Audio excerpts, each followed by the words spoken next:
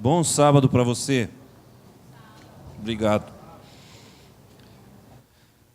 Se você tem a Bíblia, o celular, o tablet, seja lá o que for, e quiser acompanhar o texto, nós vamos hoje pensar um pouquinho em João, o Evangelho, no capítulo 4.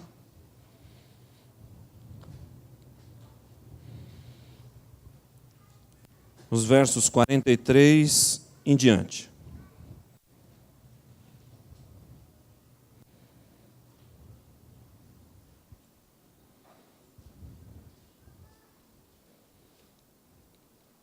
João 4, 43 em diante. Hoje eu vou usar a tradução revista e atualizada. João Ferreira de Almeida. Passados 2 dias, partiu Jesus para a Galiléia, porque o mesmo Jesus testemunhou que o profeta não tem honras em sua própria terra. Assim, quando chegou a Galiléia, os galileus o receberam porque viram todas as coisas que ele fizera em Jerusalém por ocasião da festa, a qual eles também tinham comparecido. Verso 46. Dirigiu-se de novo a Caná da Galiléia, onde da água fizera vinho. Ora, havia um oficial do rei cujo filho estava doente em Cafarnaum.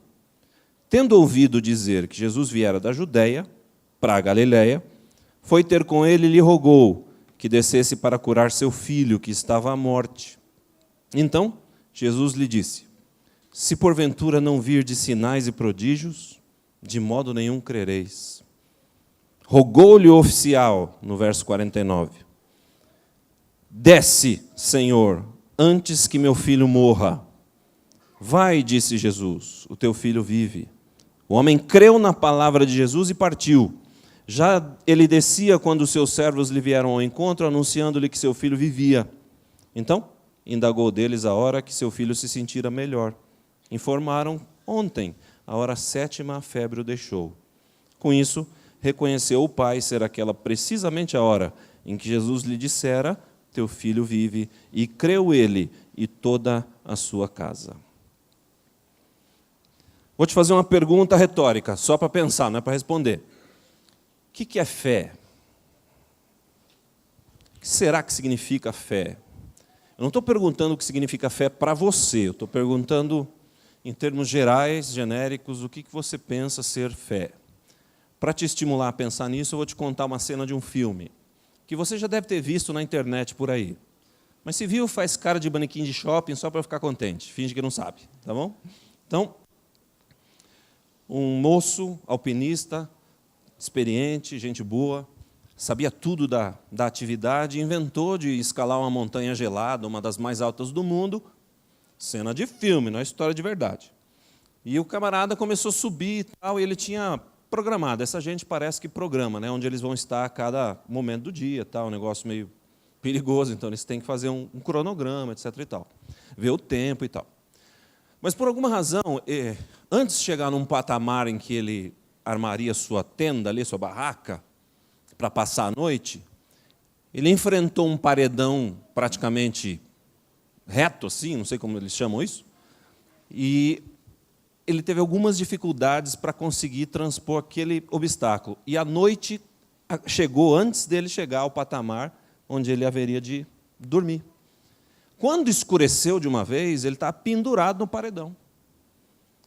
Quando ele se viu na situação, ele não tinha muito o que fazer, a não ser tentar progredir até lá em cima, o que parece, né, segundo a cena, parece que de noite fazer isso era uma coisa muito perigosa. De fato, quando ele foi prender um dos ganchos, esse gancho escapou e ele despencou. Mas como eles vão deixando outros ganchos, né, ele se enroscou na corda e ficou pendurado no meio do vazio. E ele não conseguia ver um palmo na frente do nariz. Foi aí que ele decidiu pedir ajuda para o Criador. Começou a apelar para Deus, né? Sabe que às vezes até o ateu, quando chega num momento que não dá mais, ele apela para alguma coisa. Às vezes até para Deus, que ele não acredita. E esse moço começou a pedir ajuda. Primeiro para ver se havia alguém por perto ali. Como ninguém respondia, ele, Deus.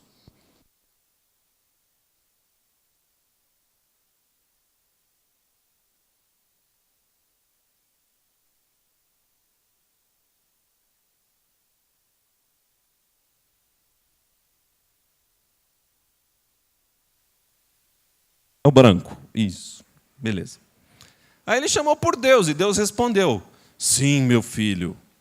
Aí nem ele acreditou. Você sabe quando a gente pede alguma coisa que nem a gente acredita? Quando acontece, dá um. Aí Deus diz: sim, meu filho, sou eu. Estou te ouvindo. E ele diz: Senhor, dá para me tirar dessa? E Deus disse: claro. Pula. E ele disse: Senhor, não tem outro jeito de me tirar dessa? E Deus disse: não. O que eu faço? Você sabe quando a gente recebe uma resposta que a gente não quer, a gente pergunta de novo, né? Mas o que eu faço então? Deus disse: pula. E ele: tem mais alguém aí que pode me ajudar? Diz que no dia seguinte a equipe de resgate foi atrás dele. Porque eles se comunicam em cada parada, tem todo um esquema para o cara não morrer sozinho lá. Como ele não se comunicou mais, o helicóptero foi em busca dele, o encontrou pendurado naquele penhasco, a 20 centímetros do chão. Segura essa cena, porque eu vou te perguntar de novo no final o que é fé. Vamos reler dois versos aqui da nossa história. Os versos 46 e 47. Dirigiu-se de novo a Caná da Galileia. Desculpa. Ele estava morto, congelado. Ele morreu no meio da noite. E por isso, quando amanheceu, ele não percebeu que ele estava tão perto do chão. Enfim, é isso. De novo dirigiu-se a Caná da Galileia, onde da água fizeram vinho. Ora, isso está me lembrando a primeira vez que eu vim aqui. Ora, havia um oficial do rei cujo filho estava doente em Cafarnaum. Para a gente entender a história melhor. Se você olhar o mapa de Israel, Cafarnaum está aqui, assim, lá em cima, a noroeste do Lago da Galileia. Está bem na beirada ali do Lago da Galileia. Cafarnaum. E a cidade onde Cafarnaum foi onde Jesus viveu boa parte da sua vida. Tá? Tem a casa de Pedro ali e tal. E a cidade da onde o oficial viera fica à esquerda, mais a oeste, aproximadamente 50 quilômetros. Ali, a gente imagina que esse oficial do rei, ele deva ter andado ali de uma cidade para outra para encontrar Jesus, uns 50 quilômetros. É isso que diz o mapa. Onde o oficial do rei estava, onde o filho dele estava doente, e onde Jesus estava, 50 quilômetros. Se um exército daqueles dias marchava aproximadamente 25 quilômetros durante 12 horas, parte clara do dia, um camarada sozinho, talvez um pouquinho mais rápido do que isso. 25 quilômetros em cada 12 horas. Tá? Esse é o cálculo, mais ou menos. E aí, no verso 47, diz que ele ouviu dizer que Jesus viera da Judéia, que era lá embaixo, no mapa, para a Galiléia, que era lá em cima. E ele foi ter com ele. E rogou que descesse para curar seu filho, que estava à morte. O texto grego, segundo o pessoal que estuda aí o original, eu não sei grego, só me aproprio daqueles estudiosos que sabem. E essa gente diz que o termo usado aqui para filho dá a entender que era uma criança pequena. Tá? Uma criança, não se diz a idade, mas não era um adolescente, um adulto. Era uma criança pequena. Então, ele pediu para Jesus que curasse o seu filho. Mas Jesus olha para ele, no verso 48, e diz assim: se porventura não virdes sinais e prodígios, de modo nenhum crereis. Agora, fala sério. Imagina a cena.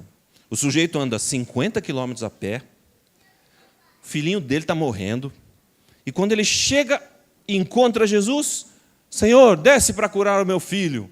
Jesus olha para ele e diz: se você não ver sinais e milagres, não vai acreditar em mim, né? Não faz muito sentido esse diálogo, faz? É esquisito, né? A não ser que quando ele chegou e viu Jesus, ele tenha se decepcionado. Imagina, Jesus possivelmente era uma pessoa que no meio do povo não tinha nenhum destaque, não era que nem Saul. Saul era o tipo do rei, né, que ficava o mais alto de Israel batia no ombro de Saul, não é? Imagina, Mas Jesus parece ser uma pessoa comum. Roupa simples, sandália no pé empoeirado, sentava na pedra na beira da praia. Não era uma pessoa em que você, naqueles dias, se vivesse naqueles dias, olharia assim e diria, poxa, esse aí pode ser o governador, olha só que... Não, Jesus era uma pessoa comum. É provável, é possível, segundo uma escritora americana chamada Ellen White, é verdade que aquele homem chegou e quando olhou para Jesus, pensou, meu pai, viajei até aqui para ver isso, um camponês, um homem, esse que é o homem que fala e as coisas acontecem, esse? Isso tudo passou pela cabeça daquele pai que havia ido pedir para Jesus curar o filho dele. Bom, mas como eu estou aqui mesmo, ele pensou, vou pedir, né? Mas eu não acho que essa pessoa vai curar ninguém. Que decepção. Ele se decepcionou. É o nosso preconceito, né?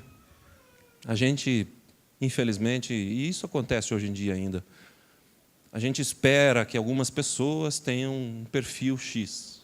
E quando elas não têm, a gente estranha.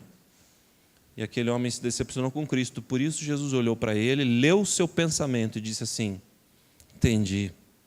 Se você não presenciar nenhum milagre, você não vai crer em mim, né?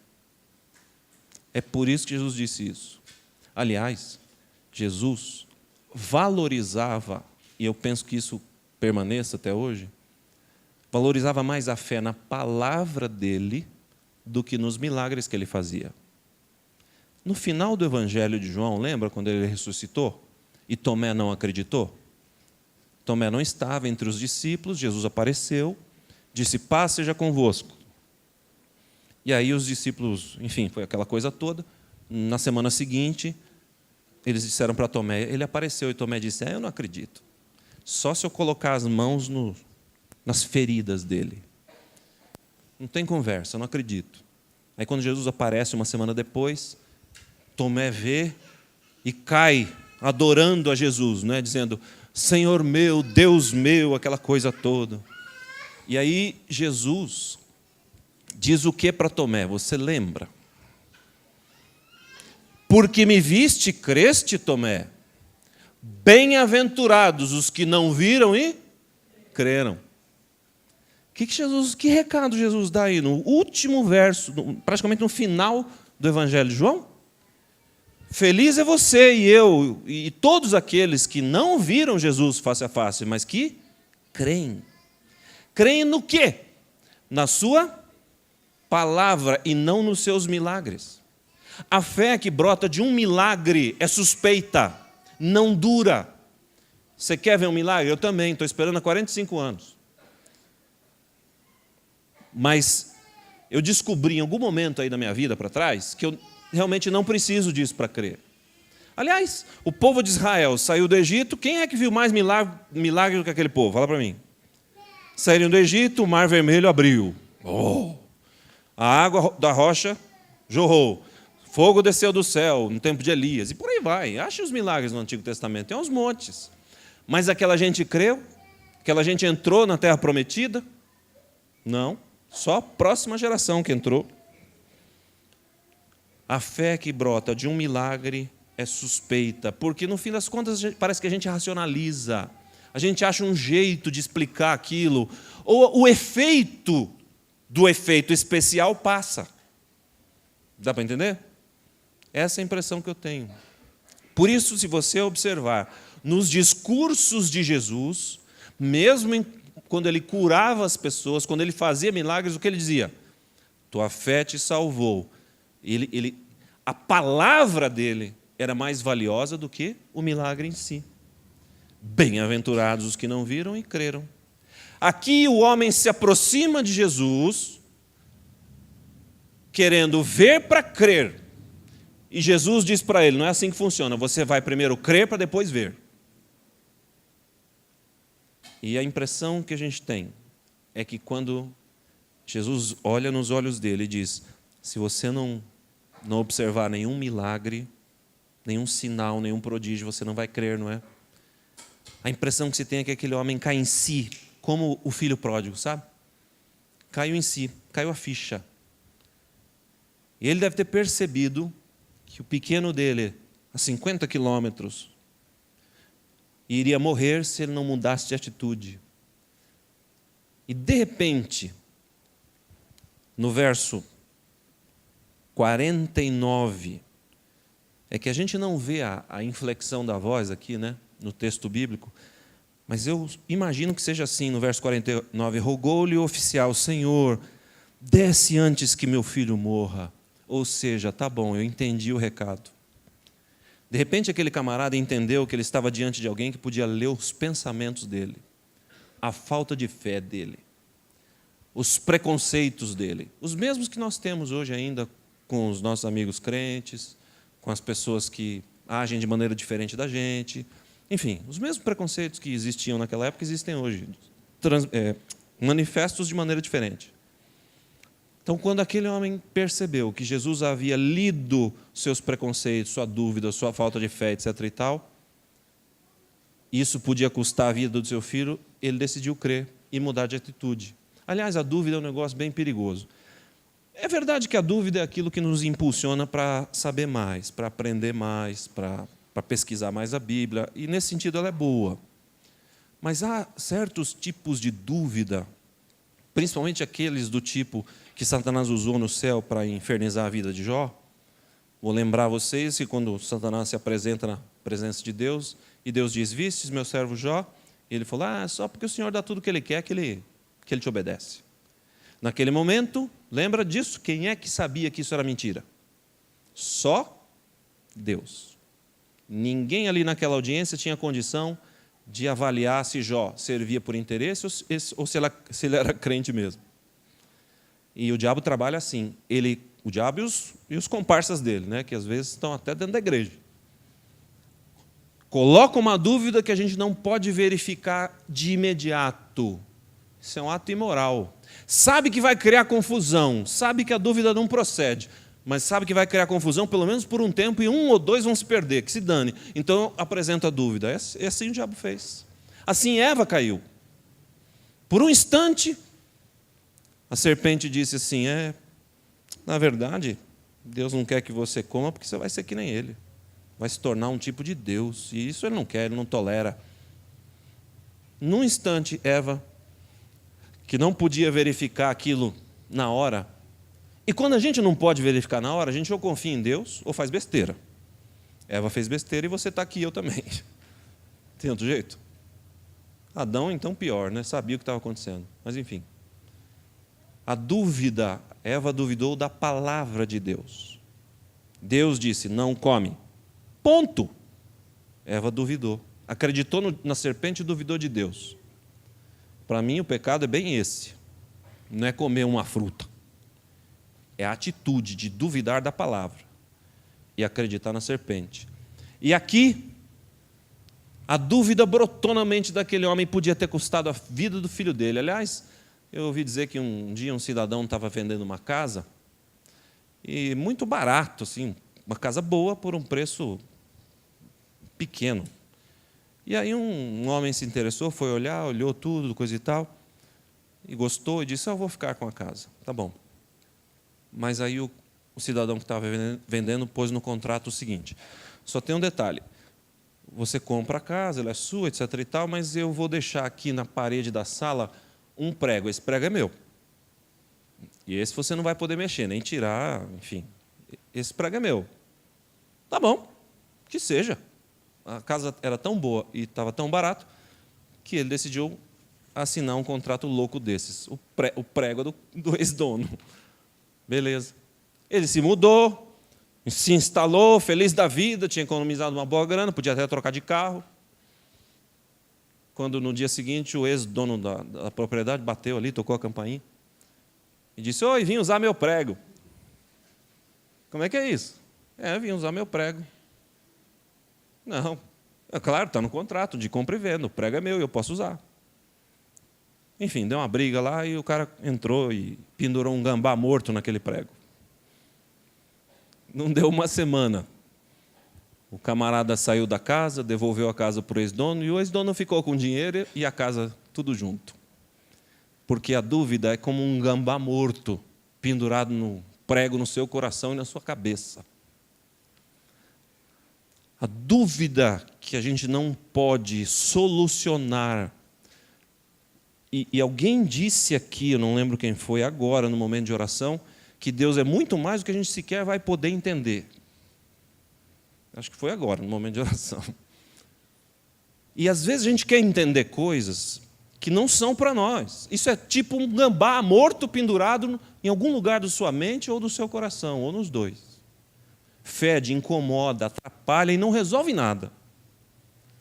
E aquele homem descobriu que esse gambá morto, por causa do preconceito que ele teve em relação à pessoa de Jesus, não era o perfil que ele esperava. Isso podia custar a vida do filho dele. Então ele decidiu, num instante, crer e disse, verso 49, Senhor, desce, antes que meu filho morra. Agora, a parte legal é que Deus não coloca ele de castigo, ajoelhado no milho, né? Isso é da sua época?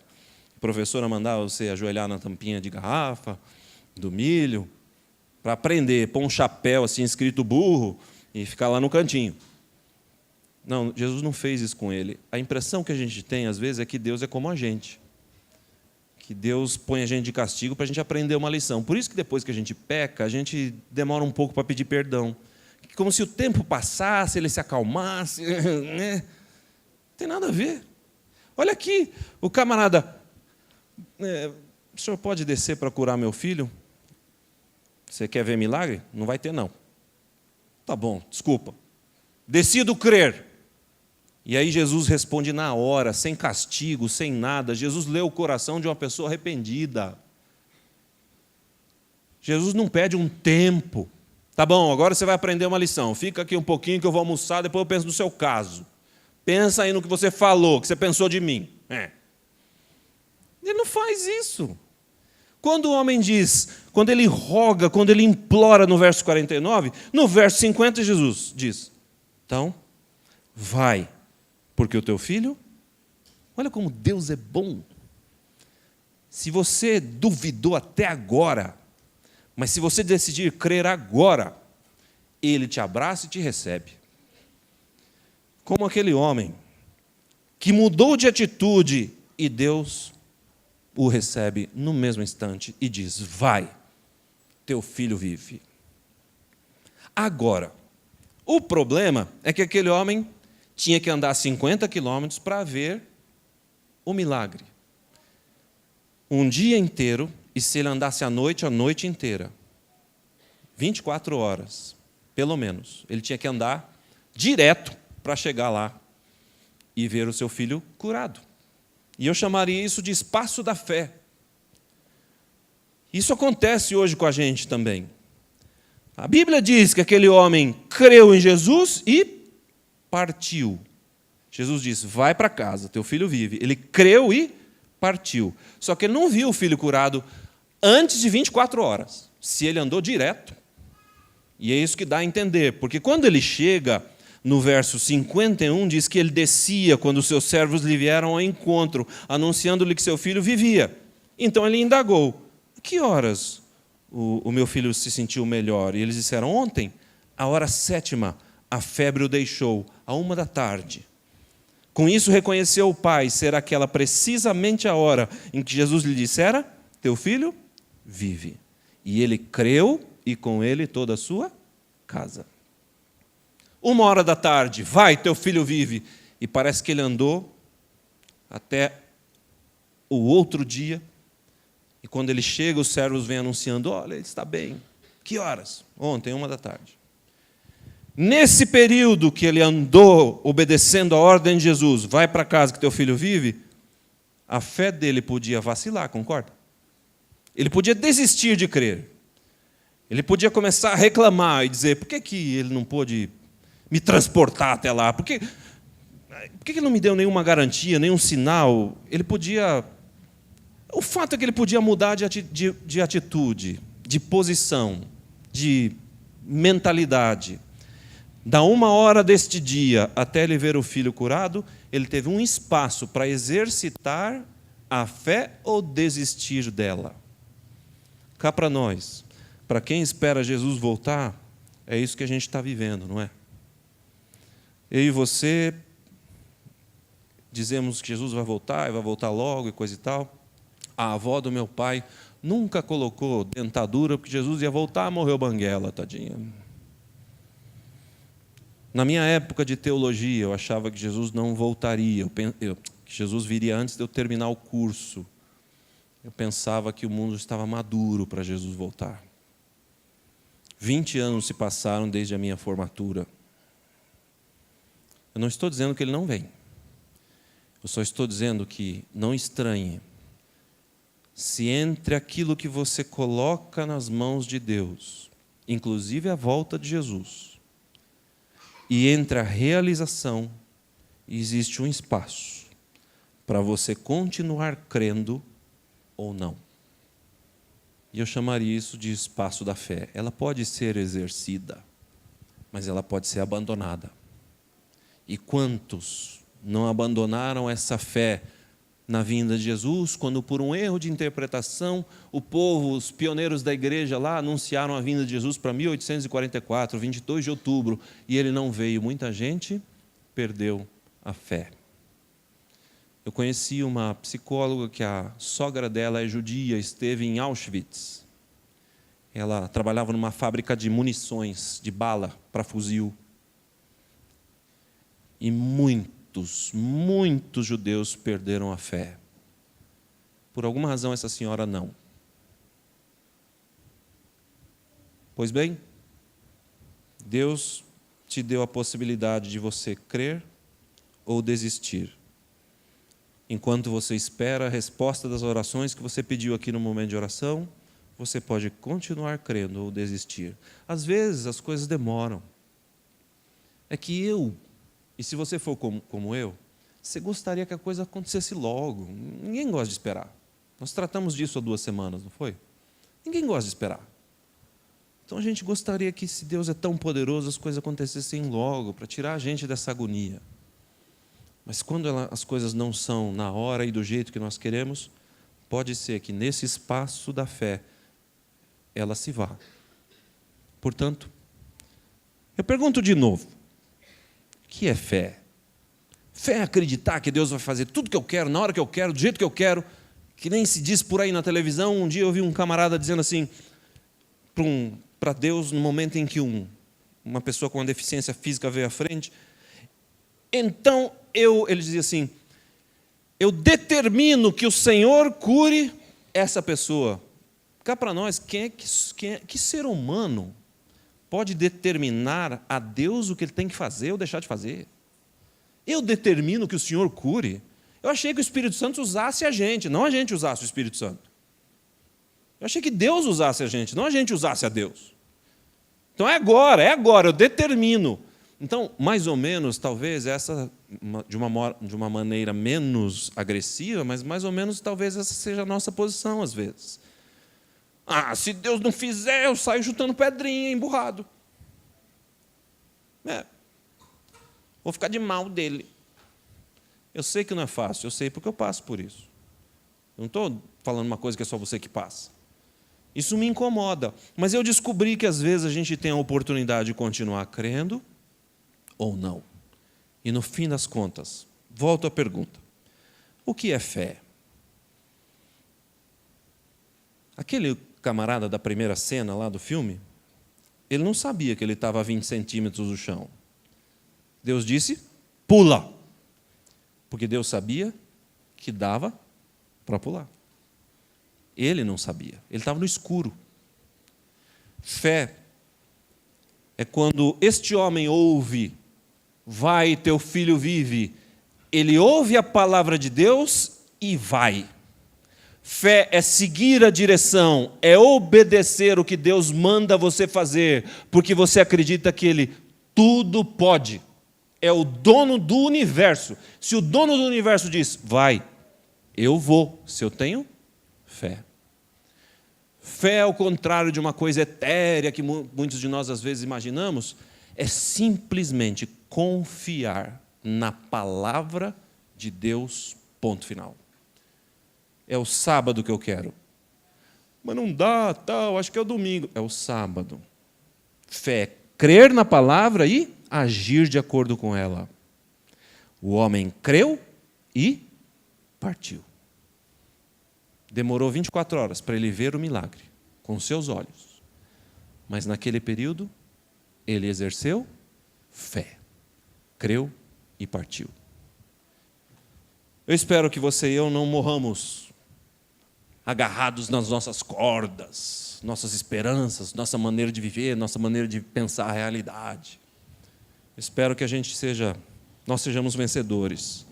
E quando Deus disser vai, a gente tenha coragem de ir. Eu espero que a gente consiga exercer fé na palavra, simples assim, para que naquele dia a gente possa ver o rosto do nosso Salvador. Que Deus te abençoe. Você levanta, ora comigo.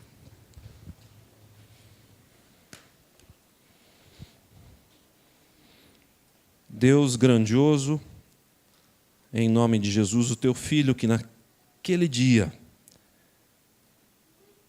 abraçou a fé daquele homem, aceitou a mudança de atitude daquele homem, que teu Filho naquele dia concedeu um presente tão valioso para aquele homem, que hoje, através de Jesus, o Senhor possa nos dar o Espírito Santo, para que a gente tenha paz, continue crendo, para que a gente tenha paciência para esperar o desenrolar da história da nossa vida e da humanidade também. Que a gente possa continuar crendo na Tua palavra, simples assim. Que essa escolha que nós um dia fizemos, e se alguém aqui que está nesse ambiente, ou está em casa, ou no trabalho, está assistindo, se alguém ainda não fez essa escolha, está lutando para crer, Pai, que o Espírito Santo conduza a mente dessas pessoas para que elas achem na Tua palavra uma boa razão para admitir a Tua existência e o Teu cuidado por nós. Nós só pedimos porque acreditamos na intercessão de Jesus, Teu Filho, e é em nome dele que o fazemos. Amém. Um bom e feliz sábado para você.